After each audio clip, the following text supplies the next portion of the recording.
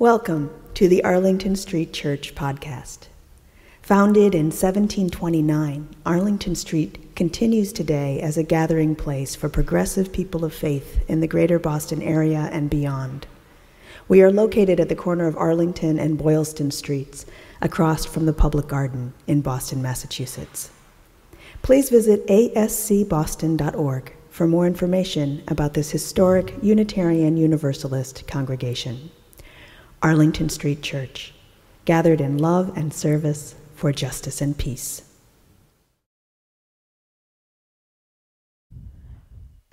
There's a very famous conversation between the Buddha and his beloved disciple Ananda, in which Ananda says, "This is half of the holy life: admirable friendship, admirable companionship, admirable camaraderie."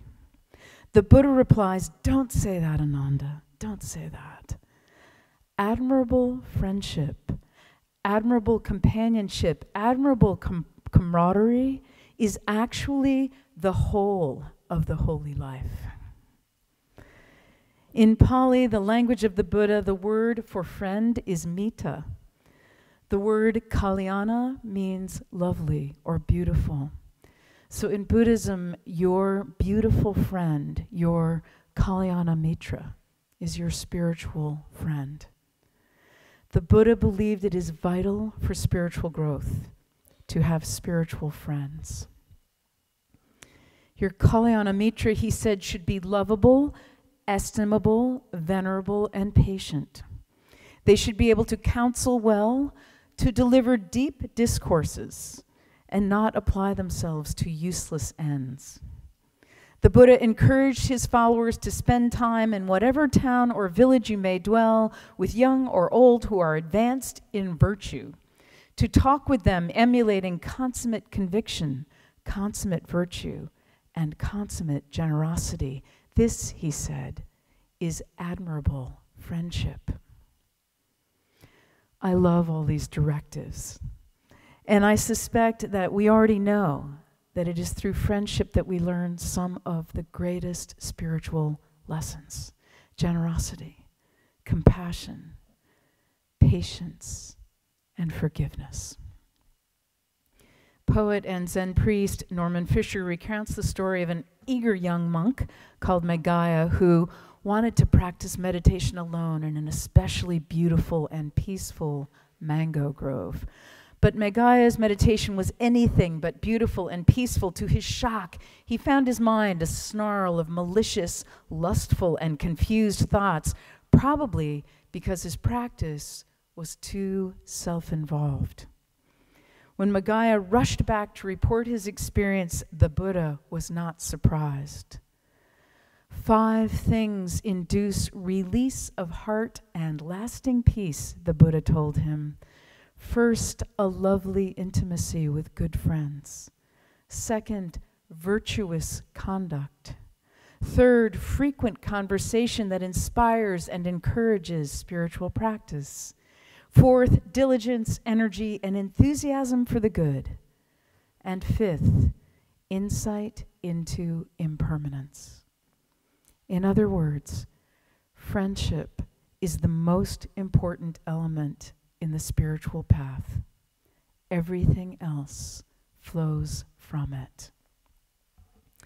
Roshi Fisher comments, when friendships with good people along the path of spiritual practice is a central feature of your life, it is almost impossible, just as the Buddha says, for spiritual qualities conducive to awakening not to ripen. For those on the path, loving and appreciating your friends, even when they are difficult, as we all are sometimes, is the path's fullness and completion. Friendship ripens and deepens our capacity for compassion. One of the extraordinary features of spiritual community is that it throws us together with people who challenge us to dig deep and love them in spite of themselves. G.I. Gurdjieff was a 20th century spiritual teacher. In his spiritual community in France, the students were driven to distraction by an old man who was hot-tempered, slovenly, and unwilling to help in any way. One day, after yet another blow-up, the man stormed off and drove away. The students celebrated.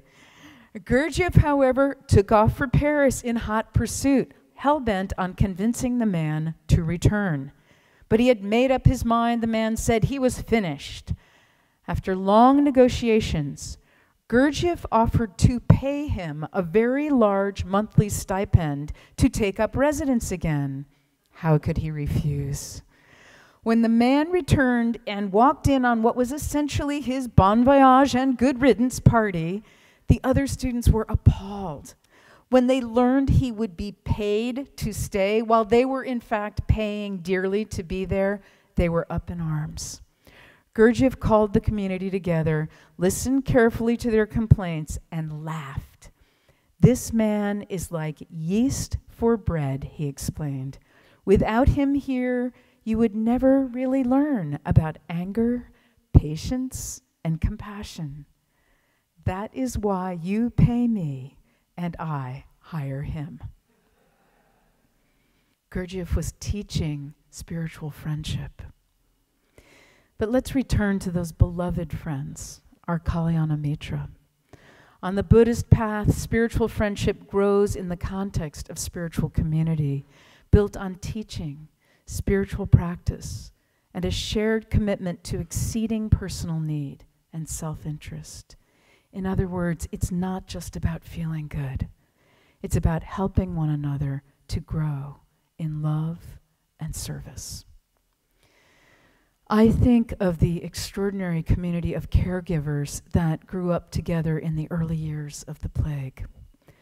One of the gifts of that time was a deep regard for everyone who was on the front line of the AIDS crisis. I remember this offbeat kind of loner who brought every conversation around to the zodiac and UFOs. She was really good at scheduling and flowcharts, and when someone needed 24/7 care, she created a huge wall calendar to make sure he was never alone. One woman was always lurking at the bedsides, which I experienced as distinctly unhelpful. But finally, she was enlisted to drive a very sick young man to the hospital. I was grateful. And then there was this bitter alcoholic nurse who terrorized patients with her meanness. She hated my guts, but she was one of the most effective among us. And though she made it hard for anyone to like her, I learned to respect her. And then there were the young men with AIDS and the lessons they deployed in attention, patience, devotion, gratitude, and joy, after all. Each caregiver and each patient was invaluable to the great work before us and their collective spiritual awakening. They, every one of them, were my Kalyana Mitra. Unitarian minister and leading transcendentalist Ralph Waldo Emerson wrote a beautiful essay in which, across centuries and thousands of miles, he and the Buddha came to the same conclusion. Spiritual friendship, they agreed, requires two elements: truth and tenderness. Norman Fisher writes, spiritual friends are honest with one another. They have courage, they take risks, and they speak from the standpoint of truthfulness, not expediency. When my friends go astray, at least as far as I can see, I must speak up, and I expect the same from them. Yet tenderness is equally important. Dogen, Zen priest and founder of the Soto school of Zen in Japan, writes of the power of kind speech.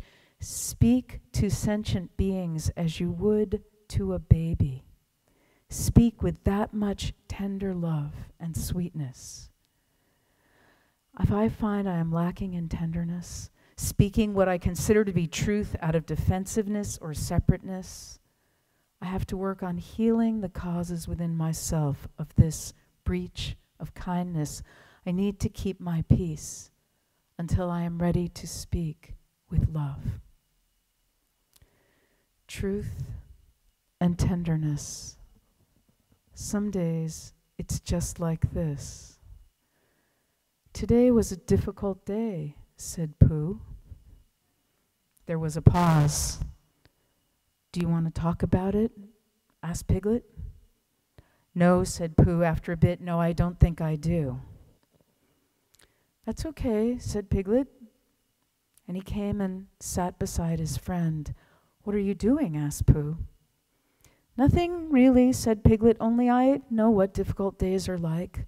I quite often don't feel like talking about it on my difficult days either. But goodness, continued Piglet, difficult days are so much easier when you have someone there for you, and I'll always be here for you, Pooh. And as Pooh sat there working through in his head his difficult day, while the solid, reliable Piglet sat next to him, quietly swinging his little legs, he thought that his best friend had never been more right. His Kalyana Mitra. There's an old Chinese Zen story of 16 monks who filed into the bathhouse after a long afternoon of work before the evening service and dinner. They scrubbed themselves clean, climbed into the great tub, and as the story is told, they were all enlightened together. I love to picture them chest deep in water, these Kalyana Mitra, fully awake. Norman Fisher writes, mostly we think of awakening as an individual affair. The teachings can make it sound like that. But we practice together and awaken together. And then together we go forth to do what needs to be done. Let's close with an extraordinary story of spiritual friendship. Kevin Chandler, a 35-year-old with a degree in counseling, lives with 2 roommates and works in prison ministry in Fort Wayne, Indiana. Kevin loves to travel, but was born with a degenerative disease that affects his muscles. When a group of his friends decided they'd spend the summer of 2016 backpacking through Europe and then, a few months later, exploring China, they wanted Kevin to come along. And Kevin wanted non-wheelchair accessible adventures. So his friends decided to carry him. With the help of REI and Deuter backpacks, they got to work designing a carrier. And in June of 2016, they boarded a flight to Paris, leaving Kevin's wheelchair behind. We had 4 guys taking turns to carry me and caring for my personal needs, Kevin says, but with that, each one was naturally a sort of specialist in some aspect of the responsibility. Ben handled a lot of the personal care, showers, turning me at night. Robbie did the driving, medical care, and auxiliary carrying. Philip did a lot of the out-of-the-pack carrying. And Tom took the lead on extreme carrying, boasting good cardio. Mind you, everyone did everything and everyone worked together, but it's helpful to know your strengths and utilize those. They spent 3 weeks exploring the cities and countryside of France, England, and Ireland, completely unhindered by the question of accessibility. They danced in the streets of Paris, visited the former French home of Kevin's idol, Django Reinhardt, who's the iconic guitarist who invented a new way to play to accommodate a disability in his hand, and visited places in England associated with some of their favorite writers, such as J.M. Barrie, the man behind Peter Pan, and C.S. Lewis. They even took on the mighty Skellig Michael in Ireland, a monastery and Star Wars filming location perched on a craggy pinnacle on the Skellig Islands. All of these places bore such a rich history for me of the things that shaped who I am today, says Kevin, and it was a joy to have my friends with me at the discovery of them. The most empowering part of everything with the guys was literally being able to go places I wouldn't be able to go. It's been so enriching in 2 ways. They have never done anything in the mindset of, this is a service to Kevin. More so, we are just on a group of guys on an adventure. You come out with the mindset that anything is possible. The world is accessible if we are willing to get creative about it. This just sets you free. It allows the community of people with disabilities to feel a sense of freedom, strength, and empowerment to do anything. Out of this extraordinary experience was born a nonprofit called We Carry Kevin, whose mission is to redefine accessibility as a cooperative effort. Kevin says, this is the message we share by telling our story and coming alongside families and individuals, able-bodied and disabled alike, who want to see this happen as well. Some folks want help brainstorming how to travel themselves or help others. Some are interested in backpacks like mine, which are for sale on our website. And some folks just want to talk about life and process their own experiences. Whatever we can do to encourage folks, traveling or not, to care for one another and live richly in this kind of community, we're happy to be involved. Our perspective, he concludes, is that true accessibility comes from people helping people. Beloved spiritual companions, my spiritual friends, friendship is not half of the holy life, but all of it. The most important element on the spiritual path. Through friendship, we learn some of the greatest spiritual lessons: generosity, compassion, patience, and forgiveness. May our spiritual friendships continue to deepen in this beloved community. May we help one another to grow in love and service. May we all carry each other. May we all wake up together. Amen.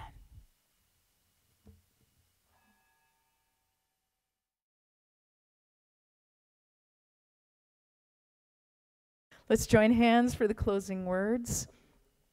This is Bob Frankie's Thanksgiving Eve.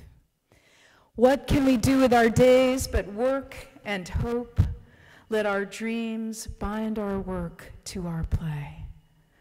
What can we do with each moment of our lives but love till we've loved it away?